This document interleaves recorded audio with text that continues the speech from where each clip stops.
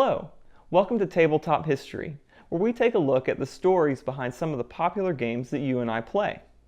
Today we're going to take a look at one of the most popular card games of the past 30 years, and the inventor who refused to take no for an answer and wouldn't give up until he had developed a successful game. The game is Phase 10. The story is right here. A boy named Ken Johnson was growing up in Detroit in the early 1970s. He loved playing games, and he loved baseball. He and his siblings enjoyed baseball so much they decided to create their own baseball-based board game. It became a favorite of everyone they introduced it to over the next several years. I feel personally responsible for that car. I know it's a good car. As it came time for him to graduate high school, like many other people in Detroit, he began his career working at General Motors. While he was there, he started thinking that the 60-hour work week putting spark plugs in cars at an auto plant wasn't for him. But leaving the stability of a job wasn't something he really wanted to do.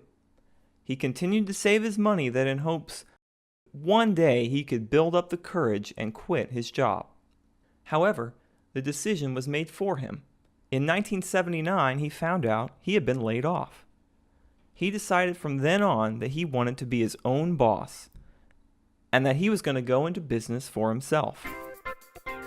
He just now had to figure out what exactly was he going to do. Maybe he could invent something. Inventors seem to make good money.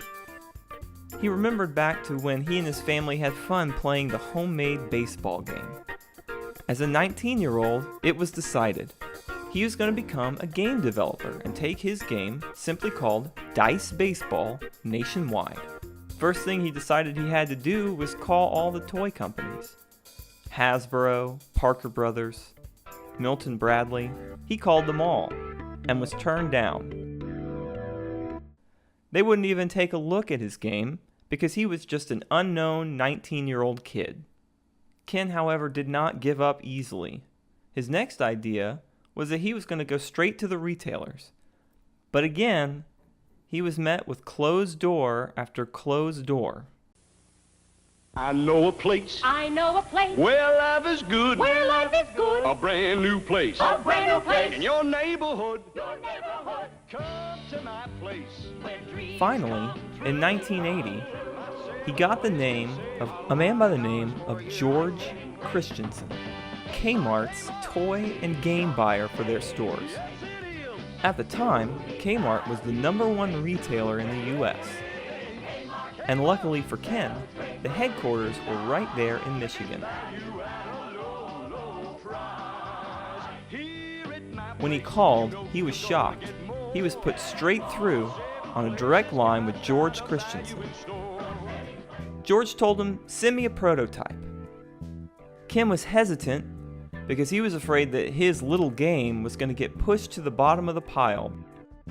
Ken thought on his feet and told George, "I only need 15 minutes of your time. Let me come demo it for you in person. It'll be better that way." George liked Ken's attitude and said, "Sure, come on by." It was September of 1980. Ken came in with a prototype of his game, and George asked him for a sales sheet. Ken didn't have one. George asked for the freight specs. Ken didn't know what that meant. He was not as prepared as he thought he was. All he had was a prototype of his game. This could have been the end of the story right here. Instead, George Christensen liked what he saw in the 19-year-old. He sat Ken down and explained everything he would need to know about the product before he could commit to buying. George told Ken, "Come back in 6 months. That's March of 1981. It'll be after the toy fair, and I'll have a better idea of what I need to buy for Christmas of 1981. Ken spent the next several months preparing for his meeting. This was do or die. So in March, he came back, pitched his product again. George felt the game had the makings of a hit, so he gave the first-time developer a nationwide standing order, meaning that as long as the game sold, they were going to continue to stock his game. His only condition was that Ken had to license the game to a more experienced manufacturer who could keep up with the volume of over 2,000 Kmart stores. Ken didn't know any manufacturers. George smiled and said, "Not a problem, let me give you the name of a few of them."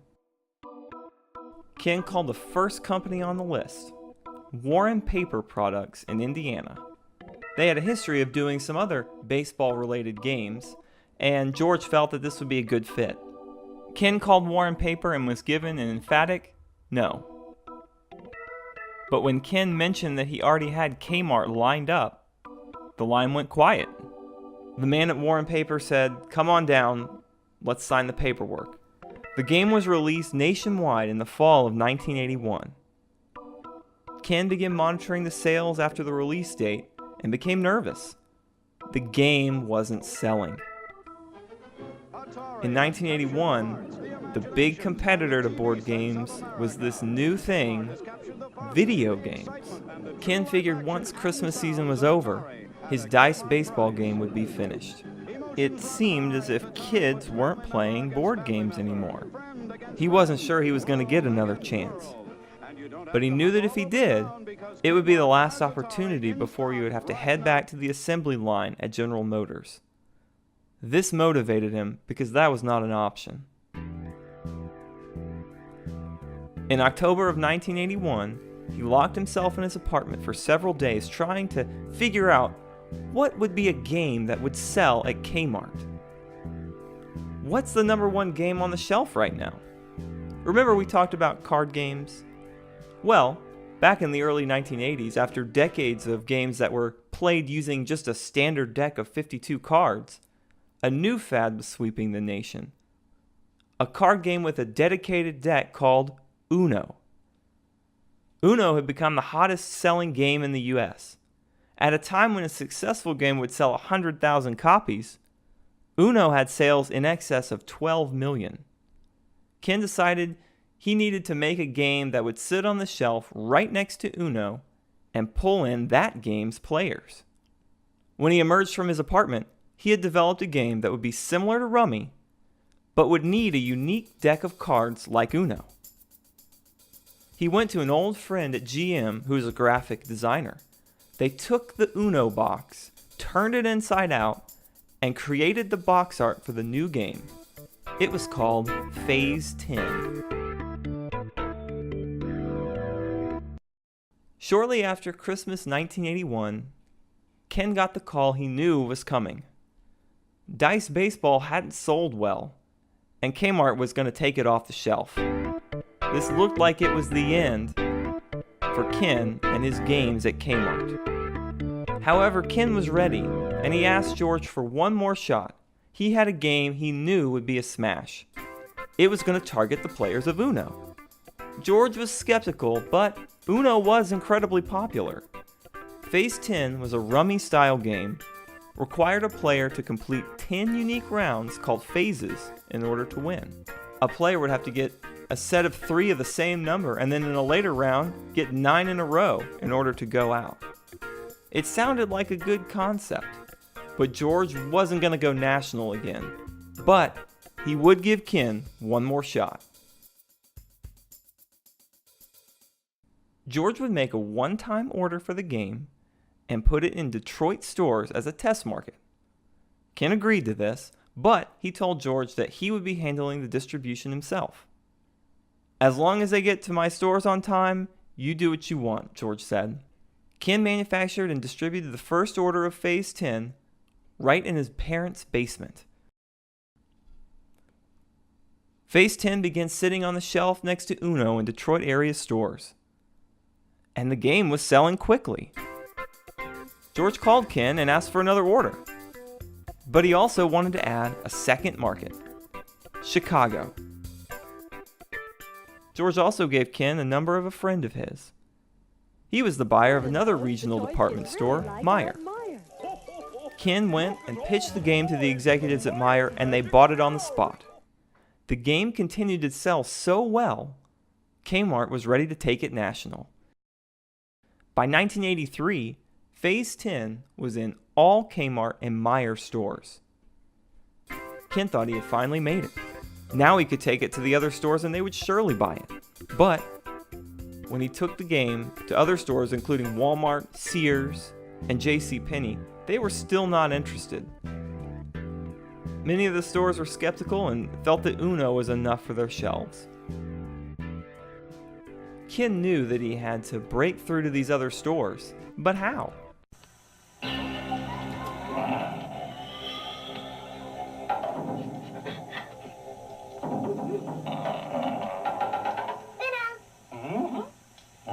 Uno, the first word in family phone.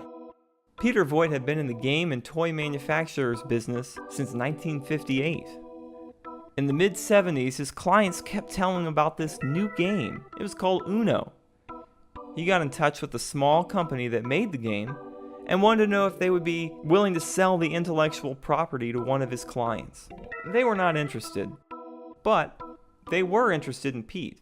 They liked all the games that he represented, and they felt like maybe he could help with their distribution plan.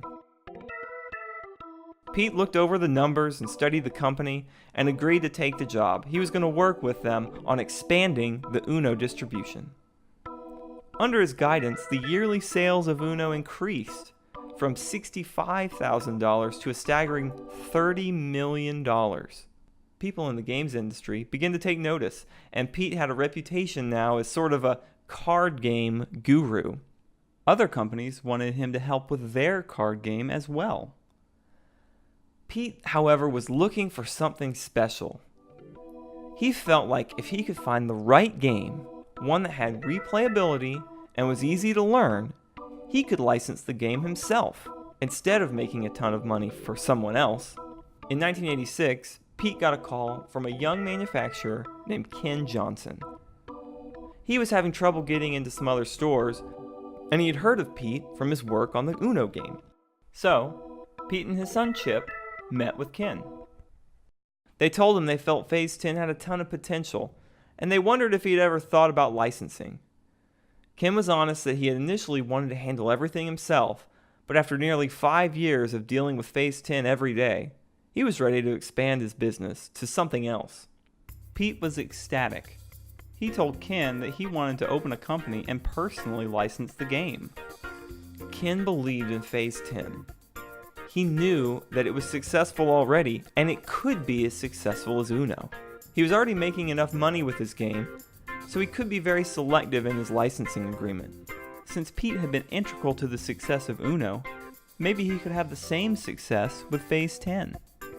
Pete reminded Ken that Phase 10 would be his only product, and it would receive all of his attention.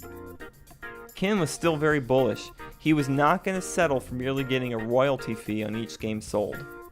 He also wanted a lump sum up front, which is somewhat rare in the industry.